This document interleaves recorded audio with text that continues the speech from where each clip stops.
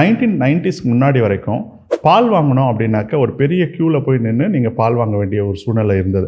So எல்லா இடத்துலையும் பயங்கர காம்படிஷன் இருக்கும். க்யூவில் அடிதடி சண்டைலாம் நடக்கும். ஆனால் நமக்கு இப்போ எல்லாமே சர்ப்ளஸாக இருக்குது. அது ஒரு நல்ல விஷயம். ஜென்சி கிட்ஸுக்கெல்லாம் இதெல்லாம் ஒரு பெரிய ஸ்டோரி மாதிரி இருக்கும். ஆனால் இதில் என்ன ஒரு விஷயம் அப்படின்னு பார்த்தீங்கன்னா, ஃபுட் பிஸ்னஸ் இருக்குது பார்த்தீங்களா, அதில் இன்ன வரைக்கும் அடிதடி சண்டை ரொம்ப அதிகம்.